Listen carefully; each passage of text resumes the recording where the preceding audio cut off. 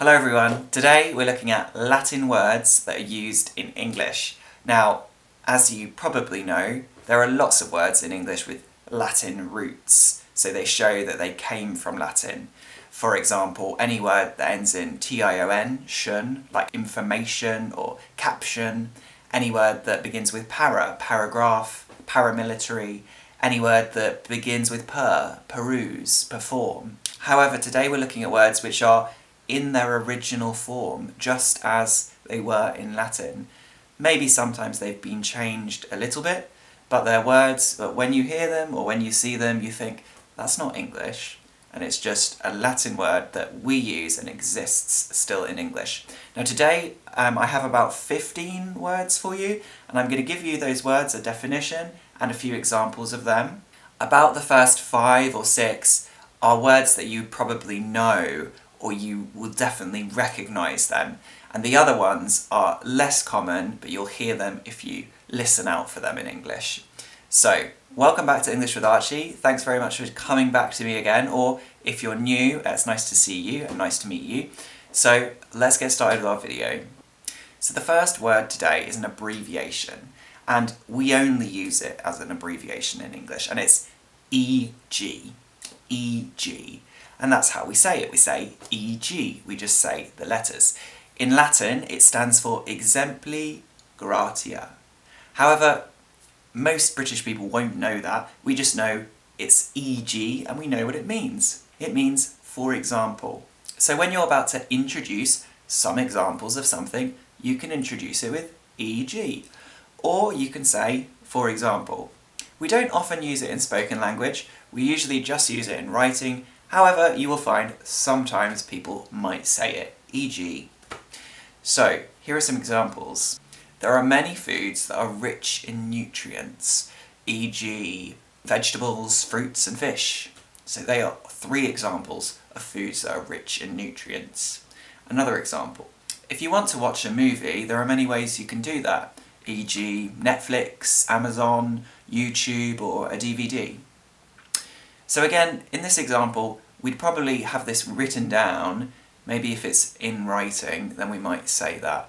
We don't often use it in speaking. And when we say EG, we're giving a few examples.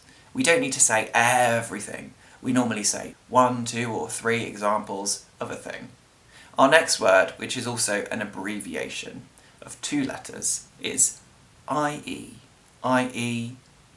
This one's probably a little bit more common in spoken English, but again, it's mostly predominant in written English. Predominant that's where you find it the most. It's predominant in written English. And it again stands for something. Id est. Id est. But again, most British people won't know what it stands for, but they know IE and they know kind of what it means. However, lots of people get confused between IE and EG. So I'll tell you. IE means that is, or in other words, in essence. That's another way to remember it. IE, in essence. So it's a way to explain what you've just said. What are other words you can use to explain that thing? For example, the shops all close when there are few tourists, i.e. from January to March. So, that is from January to March. Or, I try to learn English in my downtime, i.e. at the weekends. I try to learn English in my downtime, that is, at the weekends. Or, I only feed my dog really good quality stuff, i.e. the most expensive dog food. I only feed my dog good quality food, in other words, the most expensive stuff. So in other words, or that is, these are expressions that we can use and exchange them with IE if we want to. So that's what that one means. But as I say, lots of British people do get confused. Okay, what's IE and what's EG? Because they have a similarity, because an example can often explain what something is. However, when we're using EG, usually we have a subject, and these are a few examples of things which fit within that subject. But if we're using IE, we're talking about one thing, and we're explaining what that thing is in different words. And the next one is another abbreviation which you'll definitely have seen. AM or PM. When do we use these? We use these after times when we're telling the time. AM, ante-meridiem. PM, post-meridiem. A meridium in Latin means midday. Now again, most British speakers won't know what the actual letters stand for. What are the words ante-meridiem, post-meridiem? And we never say that, we just say AM, PM. But we know what they mean, of course. So right now, for example, it is 4:30. We only really use AM and PM when it's on the hour, usually. So I could say it was 4 PM, and in half an hour it will be 5 PM. What's the time with you right now? One thing also that I think people get confused about is when we get to midday, lunchtime, is it 12 AM or 12 PM? It's 12 PM. 12 AM is late at night at 24:00. That's 12 PM. Sorry, that's 12 AM. Okay, I'm talking rubbish. That's 12 AM at night and 12 PM at lunchtime. And you can see ante-meridiem. Ante, what does that mean?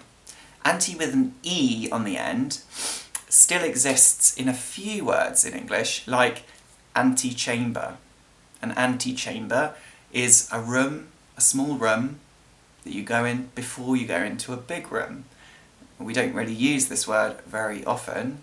It would usually be in the context of a courtroom. We might have an anteroom or an antechamber, or in a really, really old house. So it's not a word that we use usually to describe a room. If there is a room in a house, before we go into the main room, it's usually a corridor or a hallway. Now our next word is etc. etc. etc. which again is a strange word, etc. So etc. etc. dot or etc. etera. etc. When do we use etc.? We use etc. when we're saying and so on. I like many different vegetables. I like broccoli, asparagus, potatoes, if we call them technically a vegetable, tomatoes, carrots, etc. And so on. I'm not going to tell you every vegetable I like. I'll just give you a few and then say etc. Or you could say, in order to learn English, I watch movies in English, I watch YouTube videos in English, I watch other videos in English, I listen to podcasts in English, etc. And so on, amongst all the other things that I do. Here are a few examples, and so on. I know that some other languages use etc, like Italian uses etc. Do you use etc in your own language? Now our next word is per. And I'm not talking about P-U-R-R, what a cat does. I'm talking about P-E-R. What's per? Per means for each or for every. So, I go running once per week. I go running once every week. Or, these strawberries cost £2 per 400 grams. These strawberries cost £2 for every 400 grams of strawberries. £2 per 400 grams. Can you maybe create me a sentence using per, thinking about something that you do every week or every month? Our next word is postmortem. A postmortem. Maybe you don't know what this is. Maybe if you're Spanish or Italian or French, maybe you have the same word, or a very similar word, so maybe you can work it out. Well, post means after, which we use on its own in English as well. Like, post my degree, I went to teach in China. So, after my degree, I went to teach in China. And that's quite common that we use post as a replacement for after. It's a little bit more formal though. A post-mortem, well, mortem is connected with death. Death. So, post-mortem means after death. And this term, on its own, usually means the examination that a pathologist does on a person after they've died in order to work out why they died. What was the cause of death? So they do a postmortem in the mortuary, in the hospital, in the place where they store dead bodies in the hospital. That's the mortuary or morgue. Two different words that we both use. Morgue or mortuary. So the pathologist does a post-mortem on the body to find out the cause of death. So for example, the pathologist performed a post-mortem but could not ascertain the cause of death. Ascertain is to understand or to work out. So he could not work out why this person died. So all the words we've just talked about are used very commonly in English. Very, very often you'll come across them quite a lot. Now all the following words are slightly less common and definitely used usually in more formal situations. So the next one is re, just re, re. This means about, related to, around the subject of. So we usually use this in emails, usually in written language. Emails, I very often use this word in emails, and maybe sometimes in spoken language. So an employer might contact someone they gave an interview to and say, re the discussion we had earlier, I would like to offer you the job. We're very, very keen for you to start soon. So we're saying, re the discussion regarding the discussion earlier, related to the discussion we had earlier, I would like to give you the job. So it's a way of telling the person what you're about to speak about. Re the discussion earlier. Then I know we're talking about what we talked about earlier. Now that's quite a formal context of a job interview. However, it doesn't have to be formal. So I could say to my friend in an email maybe, re Saturday, I was thinking I could come at 5 o'clock and help you prepare. What do you think? Re Saturday, I was thinking I could come at 5 o'clock and help you prepare for the party. What do you think? Regarding Saturday, about Saturday, I'm thinking I could come to the party early, come at 5 o'clock and help you. So that's a way to introduce the subject of what you're about to talk about. Okay, so our next word is status quo. The status quo. We always introduce this with the status quo. The status quo means the current situation. Not a desired situation, not a past situation, or a future one, but the current situation.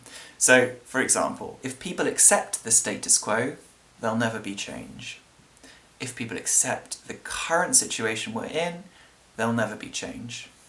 Or, maybe this is a sentence that we can all relate to, people are upset with the current status quo and would like to return to life before the pandemic.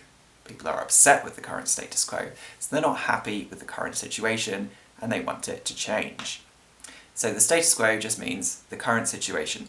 It's often used in quite a negative way. The status quo is usually introducing an idea that something is negative about the current situation we're in. We're going to say something negative about it, generally speaking.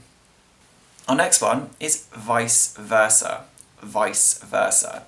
Now, I know that probably there are some Italians listening, and lots of these words will sound funny because they exist in Italian, I think all of them, and therefore the pronunciation that we have in British English is very different. We give most of these phrases and most of these words British pronunciation, so vice versa. So vice versa means and the other way round, and the opposite is true. For example, he likes her and vice versa. That's the same as saying he likes her and she likes him. So it just sometimes saves us a little effort. We don't need to say the exact same thing the other way round. We can just say he likes her and vice versa. Or, for example, with these English lessons, I help you and vice versa. I help you learn English and you help me because you write comments, you tell me what you need to learn, you help me become a better English teacher because I can focus a little bit more on what I need to do and what I need to teach. So you help me and vice versa. I help you and vice versa. I help you and you help me. Our next one is ad hoc. Ad hoc. Ad hoc means to find a solution for a specific problem. To find a solution when it is necessary. So when a problem arises, then you deal with it. If you work in an ad hoc way. If you're not working in an ad hoc way, you might think of a big plan, an idea, a general idea which will help resolve all potential problems. But if you don't, and you work in an ad hoc way, then when you have a problem, you deal with it, just that problem, then and there. And then if there's another problem, you deal with that problem. So you take each problem as it comes. For example, an architecture firm might have had a project, and they might have come to the end of the project. And the boss might say, okay, so we're basically at the end of this project, and everything is going ahead and going as planned. I want us to move forward and move on to another project, move our focus somewhere else now. However, if there are any problems, we'll just deal with them in an ad hoc way.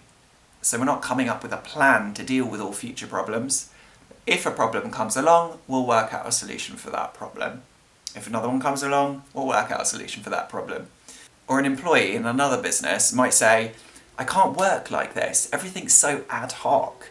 I just want to have a vision and an overall idea for what we're doing, but every time there's a problem, I have to come up with a new solution, a new way to resolve that situation. Everything's too ad hoc. Can we not please come up with a plan to deal with all future problems and situations? A general idea? So that's what ad hoc is.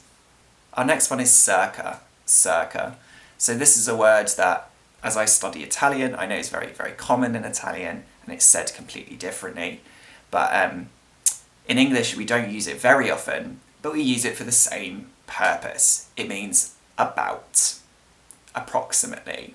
We usually use it with numbers, and especially with historical dates. So for example, the house was built circa 1600. So it was built around 1600. It might be 1580, 1650, it doesn't matter. It was built around 1600. Or the composer was born circa 1850. So he was born around 1850. So this is something that you'll find very commonly with dates, especially more historic ones. If we're talking about 30 years ago, 50 years ago, 60 years ago, it would be very uncommon to use circa. It's usually used when we're talking about over 100, over 200 years ago at least. More historic dates to mean about.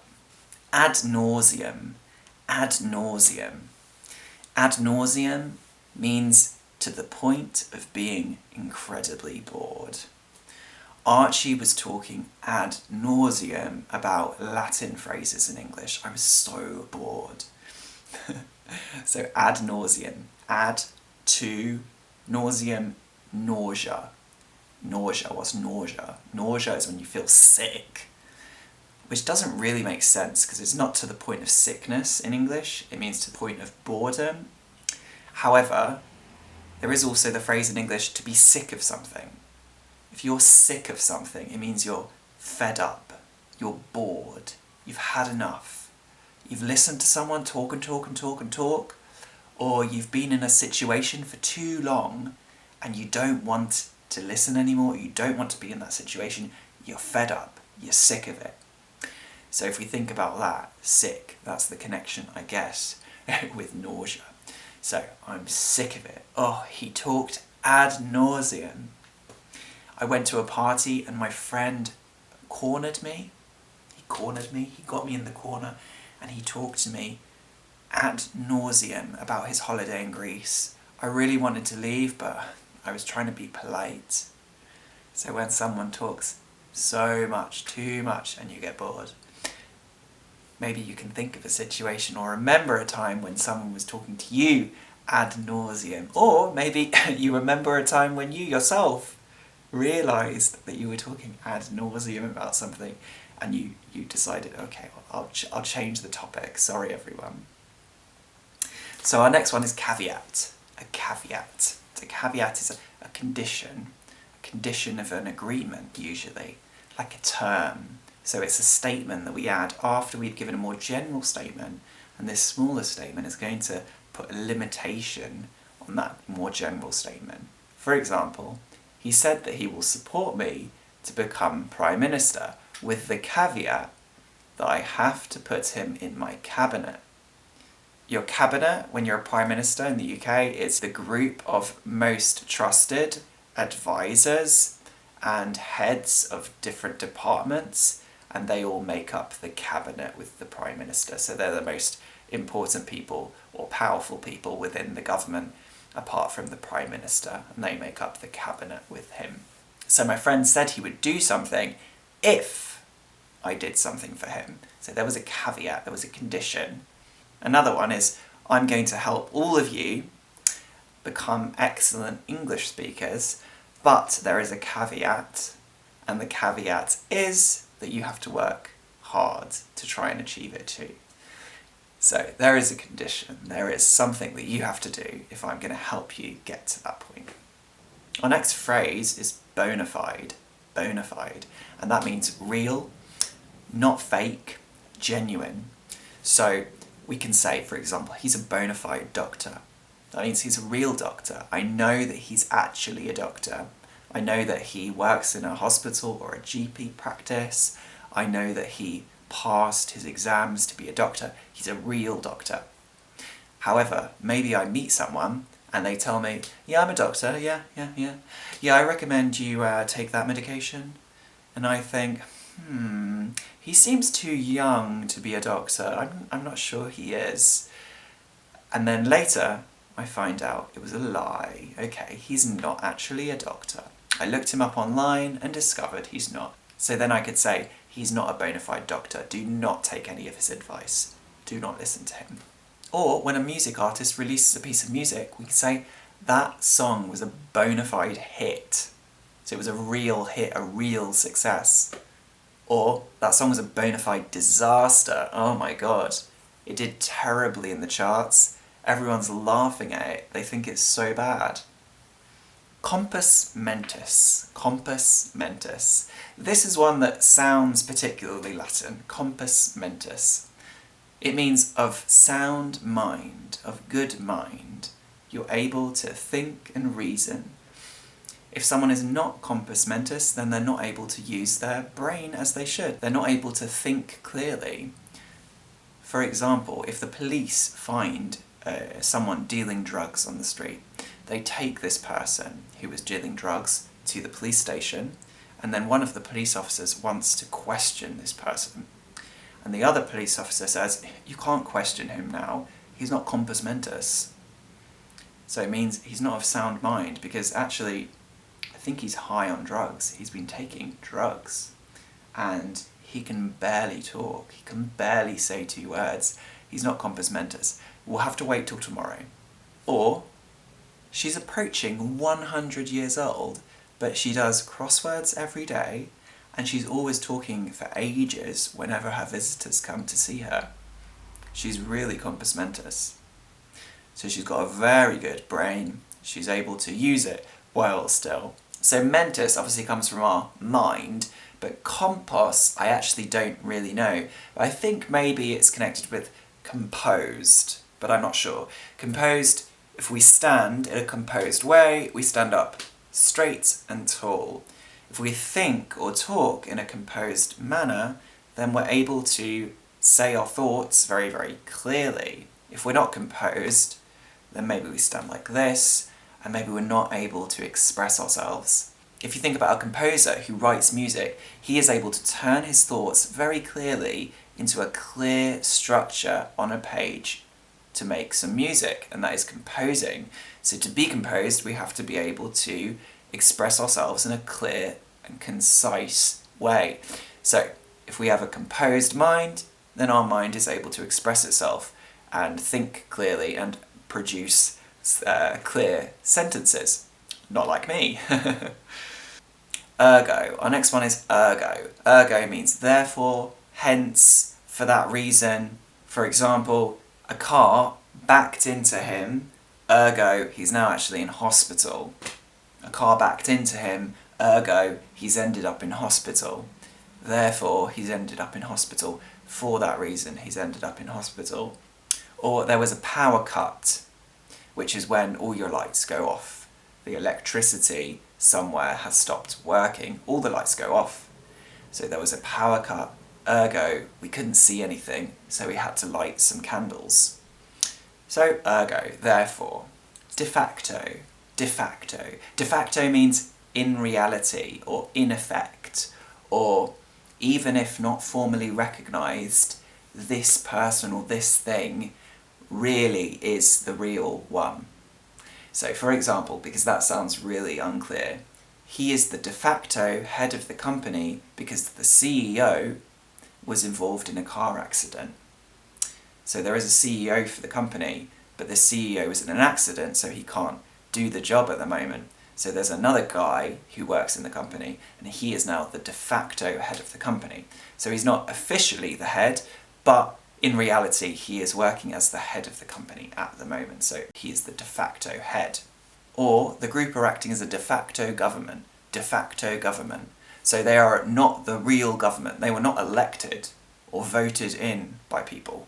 People did not vote for this government, but they are acting as the de facto government. So they're the ones taking the power and taking control of the place. Now think about those singing contests you get on TV, like the X Factor, The Voice, where people all compete to win and become a famous singer. Now quite often on those shows you get someone who wins, but then maybe they're not that successful. But there's someone else who didn't win the show, and they get a recording contract and they become successful. So you could say that they are the de facto winner. They didn't win the show, but in reality they're the winner because they got all the success and fame and money. So our next one is in situ. In situ, which stands for on site. So in the place where something was created or made, or in the relevant place. For example, a design company might say, if we plan this design in situ, then we're going to make less errors. So it's better that we go to the place, to the building, do our design in the building, because then we can see everything, we know how many floors there are, we won't make any mistakes, we won't miss a wall or miss a window or something. Whereas if we do it in the office, we're more likely to make mistakes because we can't see it. So we'll go in situ and work in situ. Or if you go on holiday to many countries in Europe, even in the UK, you can do it in England, you can go to a vineyard. And at the vineyard you can obviously see the production of all the wines, and you can even drink the wines in situ. And sometimes you can have a meal too in situ. So you don't have to go to a restaurant in the city to try the wine of the vineyard. You can have the wine at the vineyard, so you can have it in situ. So I just have 3 more words for you. So the first of those 3 is per capita. Per capita means per person, or for every person, for every individual. So for example, in the UK, the average earnings per capita are £21,000 a year. Okay, I just made up that number, I don't know if that's true. But if we say the average earnings per capita are £20,000 or £21,000 per year, that means per person, the average per person is that amount of money. Or France and Germany invest much more on public transport per capita than they do in the UK. So when the government spend money on public transport, if you take all that money and divide it by the population of the country, you'll find out how much money you're actually getting per person, per capita, and you can see, oh, okay, that's much higher than in this country per capita.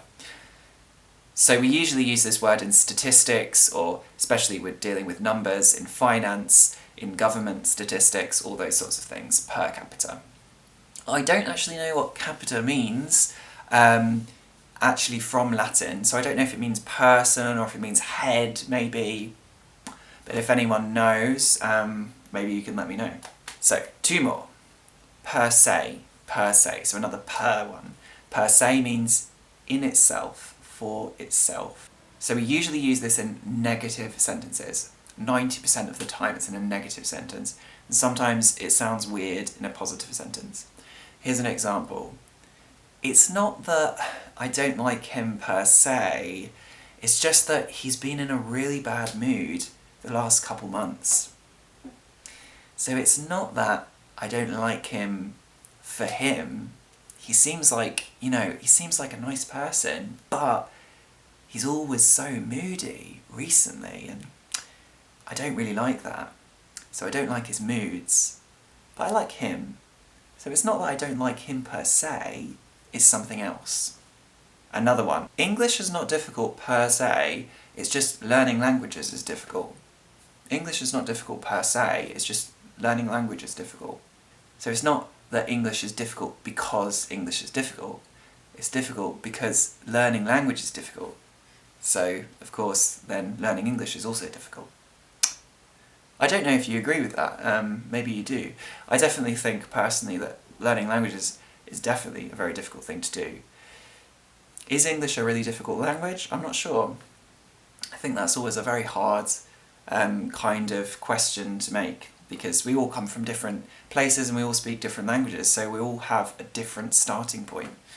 Some languages will have a lot more connection with English and some will be very different. What things do you think are difficult about English? Archie, get back to the topic of the video, okay? So our last phrase today is quid pro quo. Quid pro quo. Now this one's not used very, very commonly, but certainly Donald Trump liked to use this phrase. I don't know if any of you remember him saying quid pro quo, quid pro quo. So quid pro quo means one thing for another thing. So you don't give something for free, you give something and you get something back. So for example, there are two countries and they're at war with each other. This country takes over some of the land of this country. Then this country starts to win.